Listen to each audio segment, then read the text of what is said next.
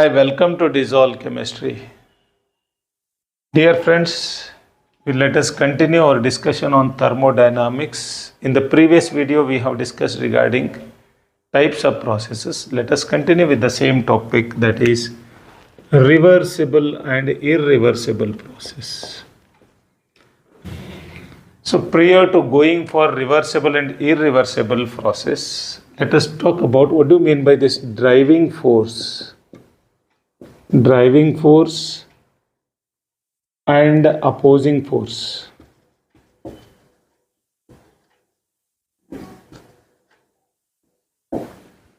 Okay. So now you take a cylinder with diathermic walls, meaning is it can exchange heat with the surrounding. Okay, it can exchange heat with the surrounding. Now, consider that the internal temperature, means temperature of the system is 15 degrees Celsius.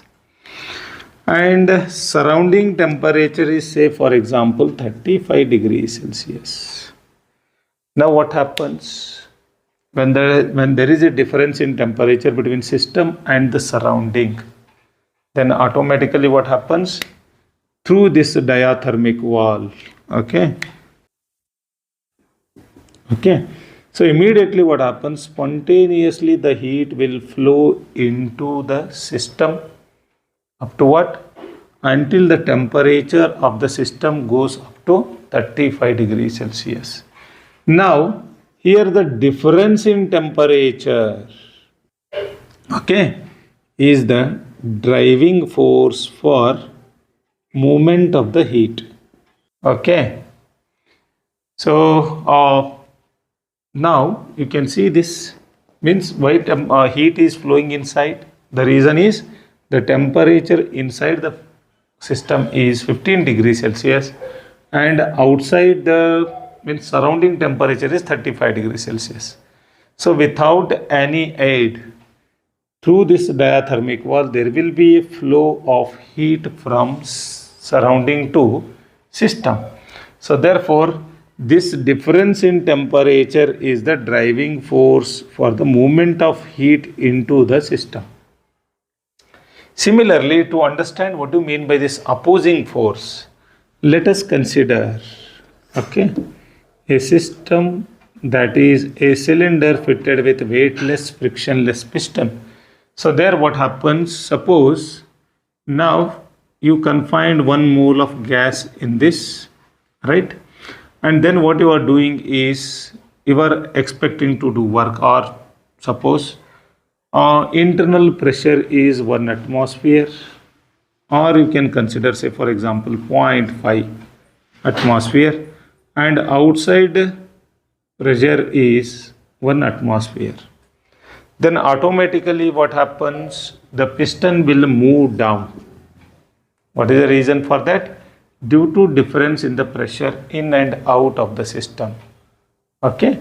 So therefore, now suppose the piston has to be risen up. Then what I have to do? I have to enhance its pressure from 0.5 to at least 1.5 or 1.1. Now what happens? The opposing force, now it will act as a opposing force. Okay. If I want to raise the piston up, then I have to enhance my pressure from 0.5 to, say for example, 1.5 atmosphere. Then this we call it as what? We can overcome the opposing force now and I can expand the gas. I think you have understood what do you mean by driving force and what do you mean by opposing force. Okay. So now let us discuss what do you mean by reversible process and what do you mean by irreversible process. Say for example, the same example we will take. We will take the 3 conditions and we will try to understand, and then I will define what do you mean by reversible process and irreversible process. Say for example,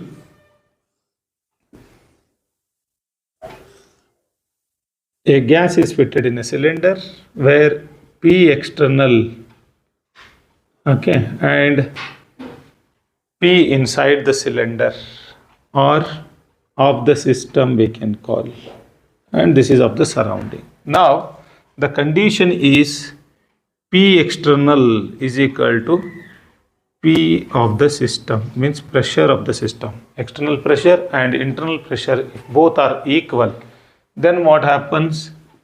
That meaning is what? Your driving force is equal to what? Opposing force. Driving force, okay, equals to opposing force. So then do you expect any work or any process will happen here? No. If there is any small change in either side, then what happens? There will be a process we can observe. But here driving force and opposing force are equal, as external pressure and pressure of the system is same. Now what you do is, now the external pressure is infinitesimally lowered. Infinitesimally small amount, that is dP, is lowered. Means P external, okay, is lowered by small amount, right? So then what happens? Your internal pressure will be greater than what? Small, slightly greater than. P of the system is slightly greater than, or P external as small amount of the pressure, infinitesimally small, very small pressure is being lowered. Then what do you expect? Then a very infinitesimally a small work has been done by the system, or gas is going to expand, okay, due to small difference in the pressure. So therefore this small difference, infinitesimally small difference in the pressure, makes the piston to move up, okay, and the same amount of the pressure, if it is decreased, okay, inside the system, then what happens? The piston will move down at any moment, because very small difference is there. Both are equally competent, both pressures. Small difference on either side will make the piston to either move up or down, okay. Then another condition we will take, where the system is, okay, so here the P external and P internal. Say for example, internal pressure means pressure of the system is far greater than external pressure. Then what happens? Suddenly your piston will move up, okay. What is the reason for that? To equalize the pressure.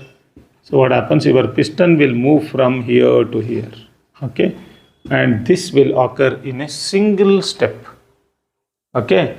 In how many steps it occurs? In single step, and that too very rapidly, because the difference between internal pressure and external pressure is too large, okay. So now I will come to the definition of this reversible and irreversible process.